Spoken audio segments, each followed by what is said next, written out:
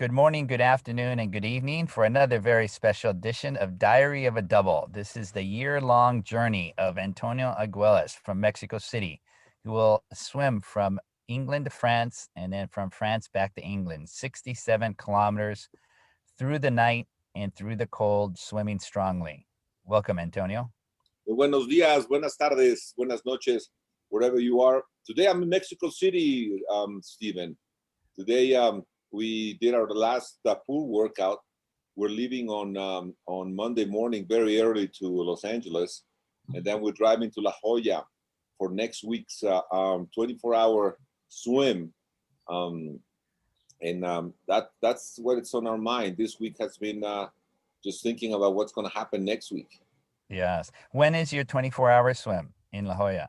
We're going to start at 11 o'clock Pacific Standard Time on Wednesday. Okay. We're going to swim for 4 hours. Then we're going to rest 4 hours. So I'll go back at 7 o'clock at night. Then I'll swim for 4 hours until 11. Then I'll rest for 4 hours. And then the top one will be at 3 o'clock in the morning. Yeah. I'll have to wake up and be at 3 o'clock in the morning to do the last 4 hours. And if everything goes as planned, I will finish there. But if Rafa, if for some reason we didn't cover the mileage or the time that Rafa has in mind, which I do not know what he has in mind, he just has been telling me that we might have to go back again at 11 to complete whatever he has in his mind. So that's going to be a long day, Stephen. Yeah, I have no doubt. I actually thought you were going to say Rafa was going to tell you to swim 26 hours, although you would only think it's 24. That can happen. That can happen. You have to be prepared for everything. Yes. The last time, you know what he wanted to do the last time, and he and Dan Simonelli were conspiring against me. They wanted to. I was be in bed at some time during, when we were during Hell Week, and they wanted to come and wake me up in the middle of the night and drag me. In 5 minutes, you need to be in the water. So I'm expecting anything now, Stephen.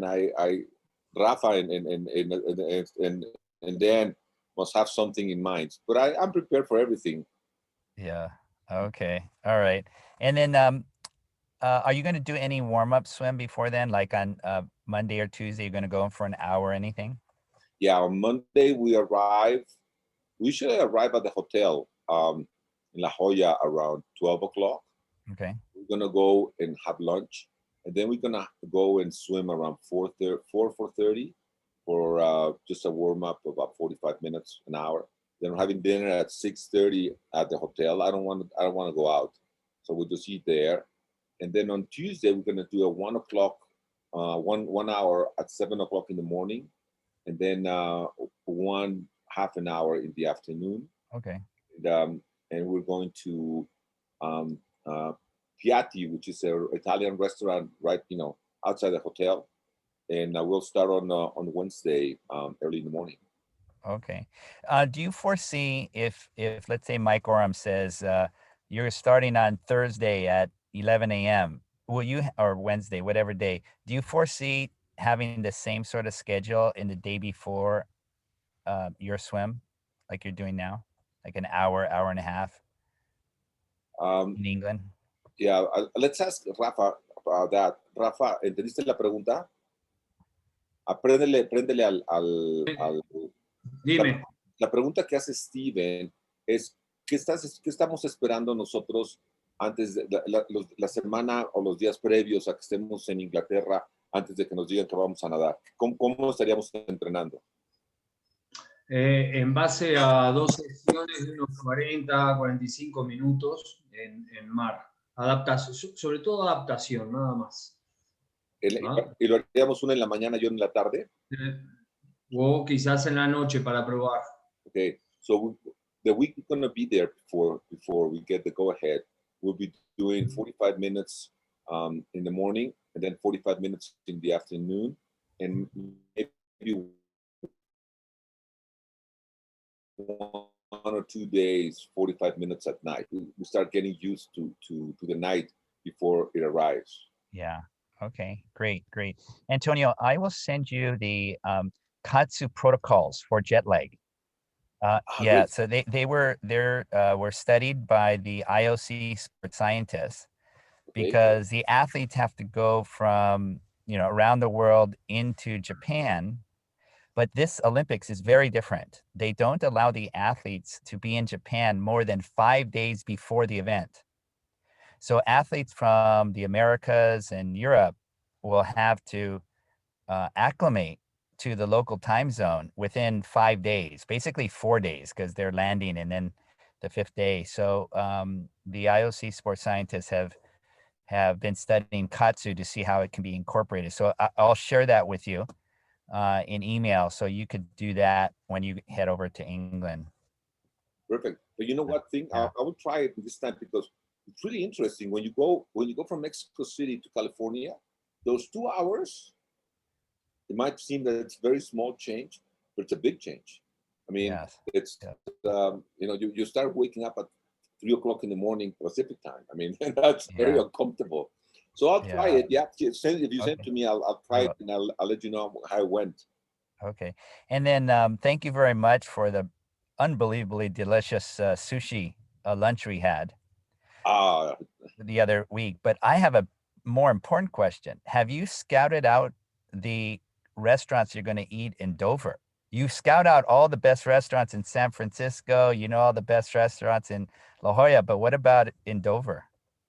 There's nothing good in Dover. I mean, what do you expect? I mean, you just get to Dover.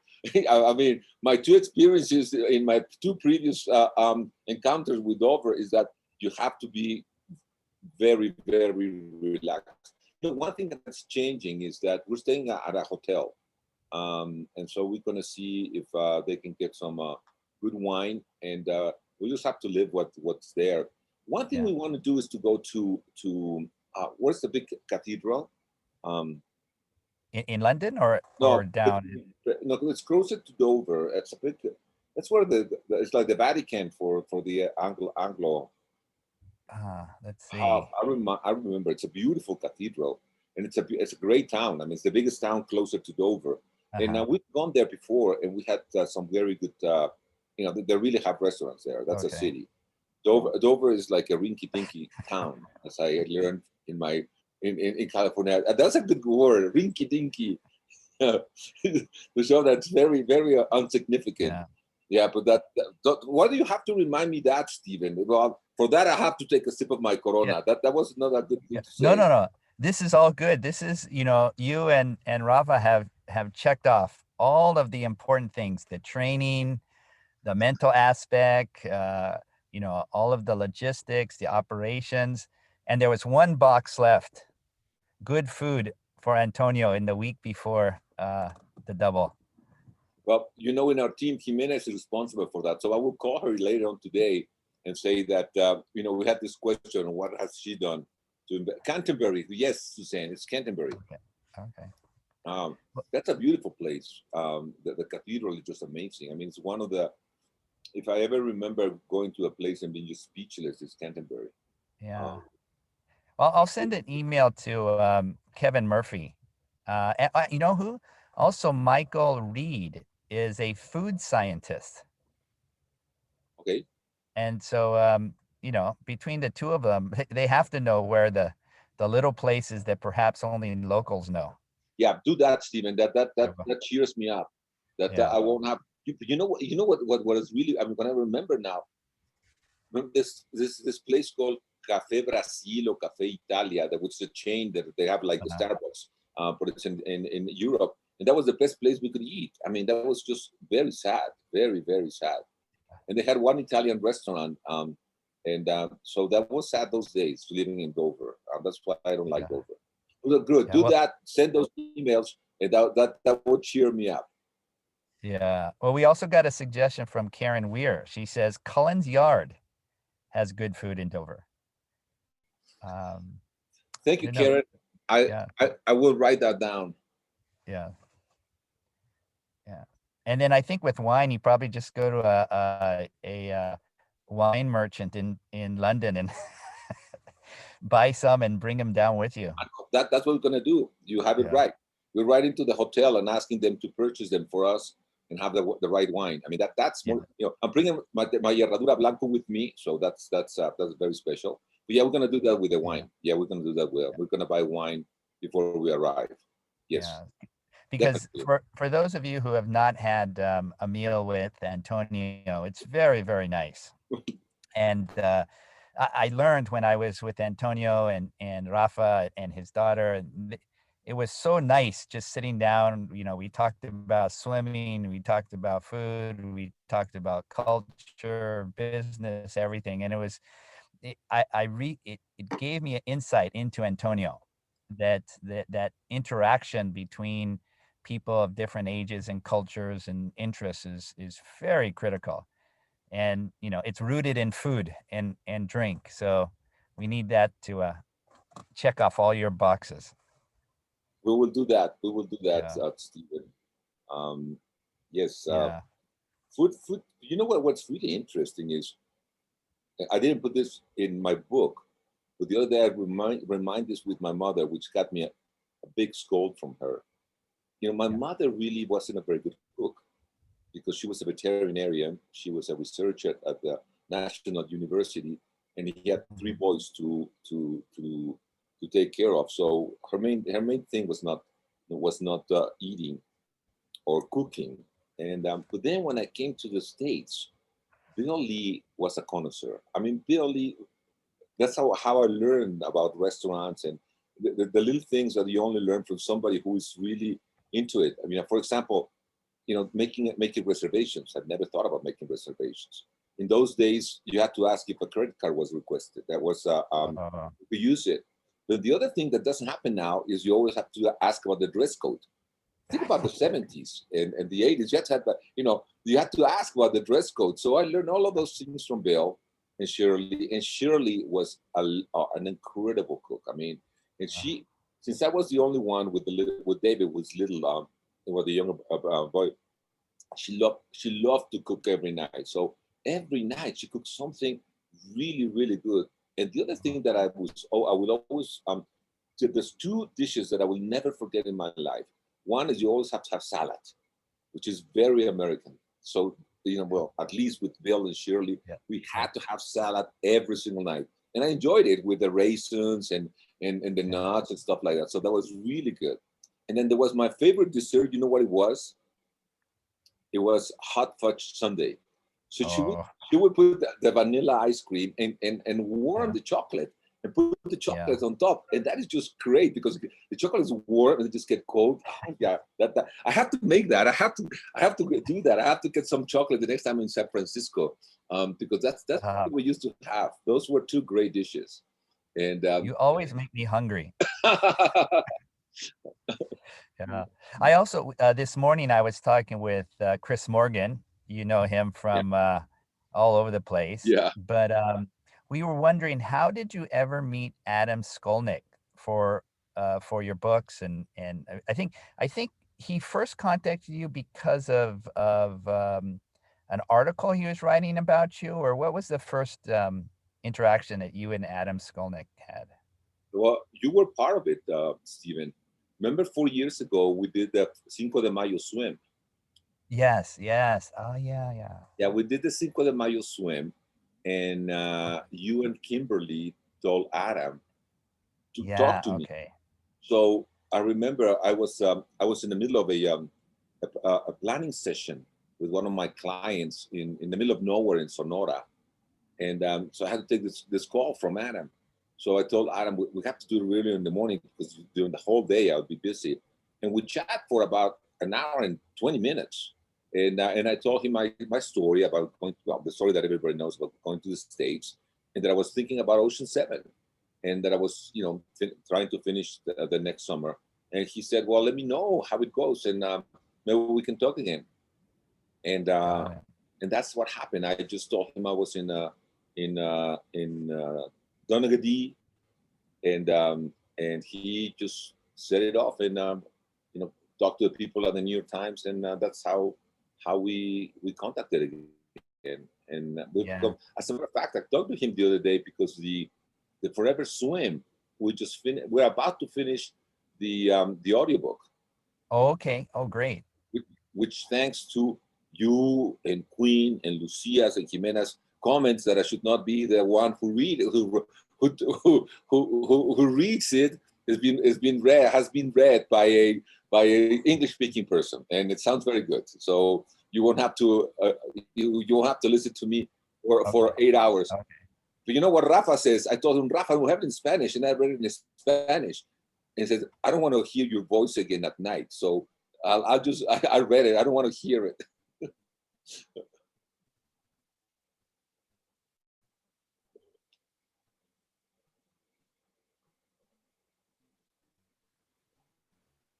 It looks like Stephen froze. Why don't you get Chris on the line? Are you on Wednesday? Or good luck to you. Thank you, Stephen. I will keep you guys posted, and hopefully next week we'll have a video. Maria Paula is coming again to make a video, and Rafa is not very happy because we're bringing a writer, and he's very concerned because I said her name is Anna, and I said, Anna, do you want to be in the kayak? I said, yes, I want to go into kayak, and I want to see you swim, and I want to be there. I said, well, do you swim? He said, yes, I swim. I bring my bikini with me so I get into the kayak. And Rafa is very concerned that she doesn't understand that being in the kayak in La Jolla, even if the water is warm, it's going to be very cold. So Rafa has one more thing to worry in his mind. It's about having too many people coming with us to La Jolla. But don't worry, Rafa, nothing is going to happen. You know what's really interesting for you guys? Rafa is more tense, more concerned about the swim that I am. I think it's just I'm gonna swim. I know I'm gonna do it. I'm gonna do it very well. But Rafa is very, very anxious about it. What are you? ¿Por qué estás tan preocupado, Rafa? Porque haya demasiado ruido con la gente y no estemos concentrados en nada. Sí te conozco tu nivel de concentración. Well, Rafa says that he's concerned that too many people are coming with us, and he knows I'll be able to switch off all that noise and be able to go ahead and do the swims. But yeah, he's been concerned. Quinn, while Stephen arrives, do we want to start talking about technique? Yeah, I think we should. I mean, I think you know, you spend a lot of time focusing on it, and it'd be interesting to hear. I mean, swimming for that long, efficiency just matters so much. And, you know, how do you, at a high level, how do you think about improving your efficiency and maximizing your efficiency? And what do you do in training to maintain it as well? Rafa, ¿quieres hacer la presentación o la hacemos después? Como tú quieras, Antonio. Si quieres, yo te voy ayudando y vas traduciendo. Es bien cortita, ¿eh? La hacemos corta. Okay, Rafa's going to show, you know, when I went back to swimming for the Ocean 7, I hadn't been swimming for many, many years. When I say many years, it was probably about 6-7 years. And because the last thing I did was the Triple Crown when I was 50. So this is going back when I was 55, 56. And my stroke was all over the place, and my technique was really bad. That's when I injured my shoulder at Gibraltar. And then I went to Tsugaru, and I was really, really suffering. So that's when I met Ricardo and Rafa. And this is a video of those days. Unfortunately, we did some videos recently, and something happened to them, and we wouldn't be able to show them. But why don't you go, a ver, Rafa, can Rafa share the screen? Yeah, you should be able to, Rafa.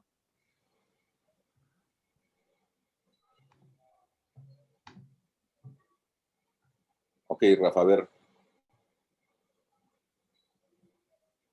Lo que vamos a ver son un poquito lo que hicimos contigo, Toño, en cuanto a la técnica y a la activación neuromuscular. Este es Ricardo. Preséntalo. Ricardo is my coach for technique, and he's also the one who gives me the muscle activation technique. Va. Entonces, Lo que vamos a mostrar es el proceso de trabajo con tu técnica de nado, ¿sí? And what's there is that the technique is always a work in progress. You're never finished with the technique. Voy a parar. Esto es lo que hace Ricardo, ¿no? Lo primero que se hizo fue el análisis de fuerza y técnica. Entonces lo que vas a ver acá, Antonio, es el brazo izquierdo y el brazo derecho, ¿ah? Y cómo va avanzando. ¿ah? So we did an analysis to see how each one of the arms was working and how much how was. Lo que se ve acá es la fuerza aplicada durante el nado, y lo que está, por ejemplo, acá es el otro brazo que está en blanco y cómo se superpone. Por ejemplo, acá hay una fase de no aplicación de la fuerza. ¿De acuerdo? So at that time is, there's the two arms. The one that's in white is the arm I'm not using, and the one in black is the one I'm using. And what is really interesting is how there's some places where they're imposing one over the other. So in that moment, I'm not applying any force in the water. Ahí va. Esto es lo que sucedía contigo antes, ¿no? Yeah, this is how I started. Ahí va. Entonces, los objetivos que se fijaron era, uno, evitar el dolor, disminuir el arrastre, tenías mucho arrastre dentro del agua y ayudarte a propulsar mejor, ¿no? So our objectives were to get rid of the pain, diminish my weight. Arrastre is that you just have something when you have like a parachute, to diminish that in my swim and to be able to move better in the water. Va. Identificar los motivos. Bueno, sigo para adelante un poquito, ¿está? Okay. Porque quiero ver esto. Entonces, lo primero que se hizo es también analizar los efectos de la activación neuromuscular. Entonces, acá, ¿te acuerdas? Está haciendo Ricardo el balance entre los músculos, y luego lo que hacía era medirte, ¿de acuerdo? Acá. What we were doing. Se medía la fuerza aplicada en Newton. Después de aplicar MAT, te volvía al agua para medirte la fuerza. Y ¿querés decir eso? Porque quiero ver una cosa de este video. Okay, what we used to do is to work with my muscle activation technique to make sure that everything was working well. And then we did some force measurements in how much. ¿Cómo te mejoraba la coordinación? How was getting better after the math sessions. Va. Y acá, mira esto, voy a intentar pararlo. A ver. A ver si puede. Miren este hombro. ¿Lo ves ahí, Antonio? Look at that. Se va para afuera el brazo en la rotación. Entonces acá está la posición. Lo que había que mejorar contigo era la posición del cuerpo más cómo entraba la brazada, ¿sí? Cómo aplicar fuerza con este brazo. Esto es lesión seguro, ¿va? El brazo va hacia afuera, ¿va? Y toda la fuerza estaba proyectada hacia el hombro. So what's happening there, as you can see, is that my shoulder was going to get blown because my arm was pulling in the direction that was just that was what it was causing me so much pain and so much injuries. ¿Sí? Si ven cómo va hacia afuera y no adentro, ¿no? So my arm's always going outside and not inside. Bueno. Y lo que voy a seguir para adelante porque más corto, ¿no, Antonio? Sí. ¿Sí? Entonces, acá lo que tenemos son los gráficos, delante y el después de el pico de fuerza. El pico de fuerza es la cantidad máxima de fuerza que aplicas en un momento en la brazada. Y esto es el antes y el después de la aplicación de las técnicas de MAT y de la corrección de tu estilo, ¿no? Sobre todo en la rotación. ¿Va? So on the left side is before MAT, and we did some of the changes. and on the left side is when we start doing math and do some changes in my body position. And as you can see, I improved, ¿Sí? Ese era el pico de fuerza y esto es la aplicación de fuerza durante toda la brazada. Y lo que se ve, este es el brazo lesionado, el verde, cómo después se empareja con tu otro brazo que estabas aplicando bien. ¿Ah? Es la aplicación de fuerza durante toda la brazada. This is how did I apply my force to all my stroke. On the left side, you can see that the green one, which is my left arm, got much better later on when we start doing all the changes. ¿Sí? Y lo que vemos acá es, bueno, cómo a partir de eso, en primer lugar, mejora la velocidad de nado, a partir de varias cosas, de la posición del cuerpo, de coordinar más los músculos entre sí, ganó longitud de brazada, esta es la longitud, ¿ah? Por lo que hace disminuir la cantidad de brazadas por minuto. Eso mejora la velocidad de nado y sobre todo disminuye el arrastre, o sea, tanto la posición del cuerpo como la de las piernas, ¿ah? Hizo que disminuyera muchísimo el arrastre. No sé si se ve acá, ¿sí? Esto es el arrastre. I had 3 improvements. Number 1 was how I started swimming faster. Number 2, I had less dead weight on me. And what in the red, what Rafa was showing is that lo rojo que era, Rafa. Esto es lo fundamental. Al mejorar la posición del cuerpo y la aplicación de fuerza, baja el coeficiente de arrastre. Okay. Esto es lo fundamental. I improved my body position and my stroke lengthened. And so the red one is how my dead weight reduced significantly as well. ¿Sí? Okay. Y eso es lo que, o sea, concluí, Antonio, que la aplicación de las técnicas de activación muscular, más la aplicación de ejercicios técnicos para la mejora de la rotación, la posición del cuerpo, hicieron una mejoría absoluta en tanto la aplicación de fuerza como la longitud de la brazada. ¿Ah? Hoy sos más eficiente mecánicamente. So the work we did with Matt and working on my body position and my rotation has maybe in the last 3 years made me much more efficient, especially this last year. We worked at the beginning of the season on a lot of technique. So this is what happens in the pool. And when I go into the ocean, it has helped me. Probably the thing that has helped me the most is that I can rotate more now. And that has helped my shoulders a lot. Because before, my shoulders would just be dead. Especially my left shoulder would be dead very fast, 4 or 5 years ago. ¿Es todo, Rafa? Es todo. ¿Ah? Ahí estás con la nueva campera. Rafa surprised us. Now we have our new parka with our that's how our parka look like. And we'll be showing the new uniform bit by bit. I just got that yesterday. I want to share that with you guys. Wow, looks nice. Bueno, dejo de compartir. Sí.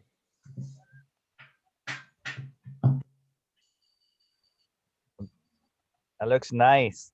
You need to start selling those. Well, if anybody wants a parka, just let me know the size, and that'll be a gift of me from me. Yeah, I told Suzanne, but Suzanne says she already has too many parkas.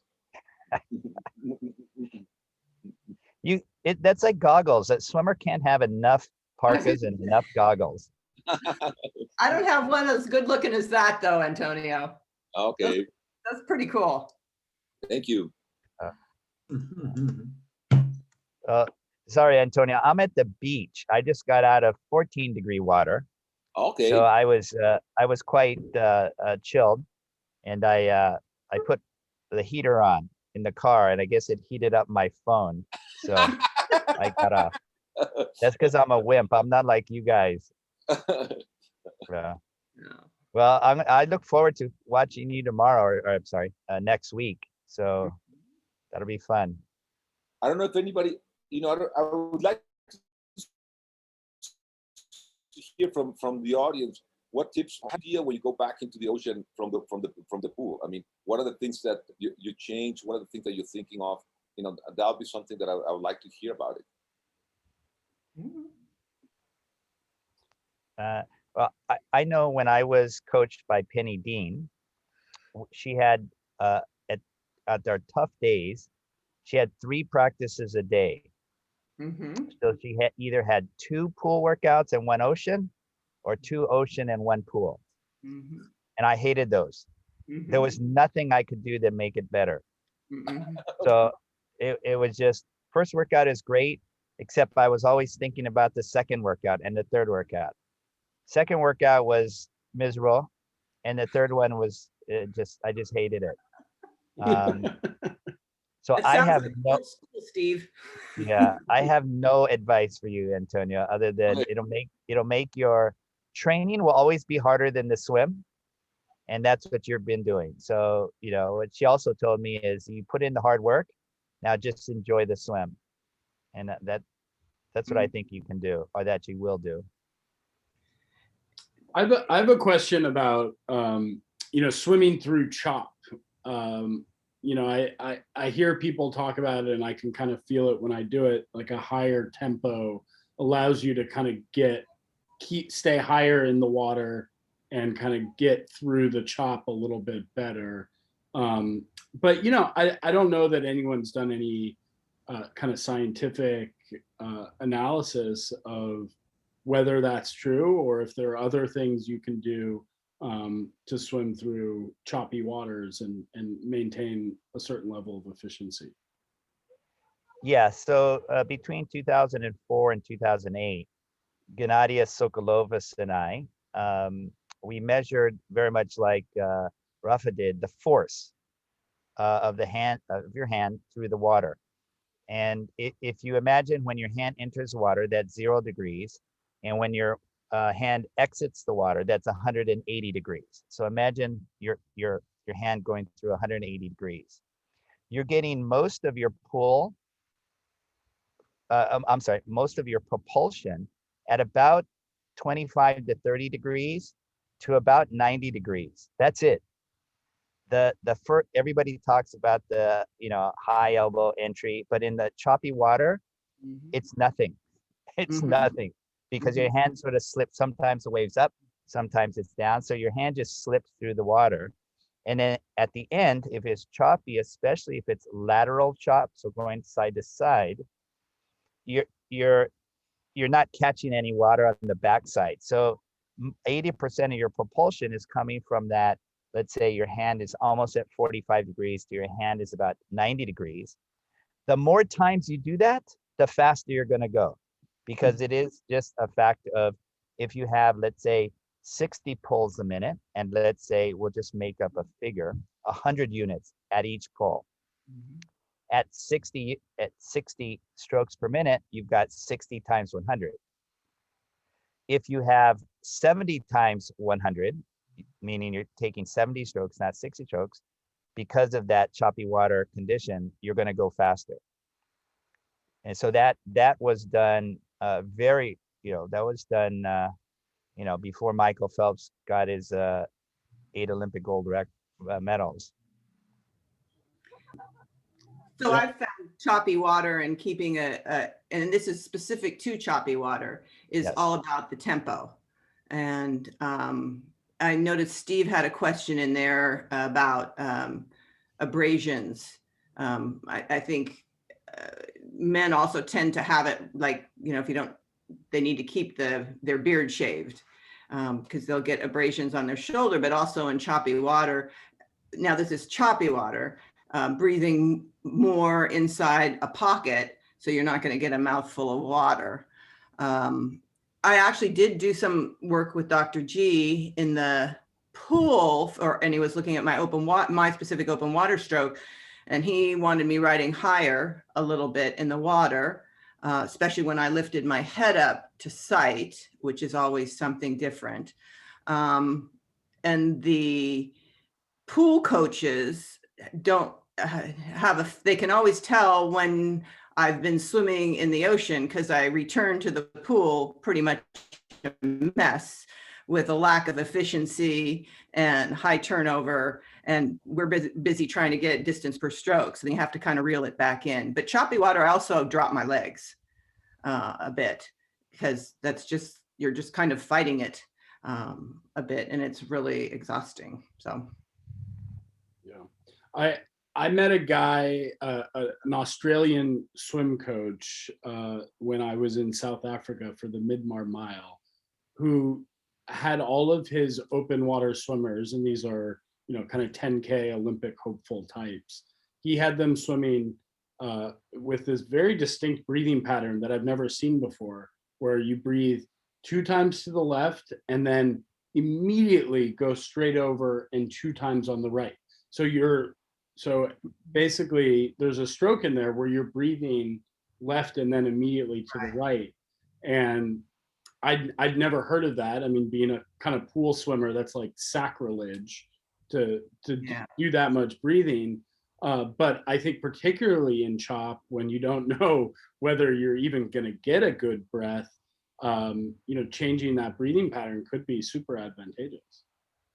it also depends which way the wind is coming from too.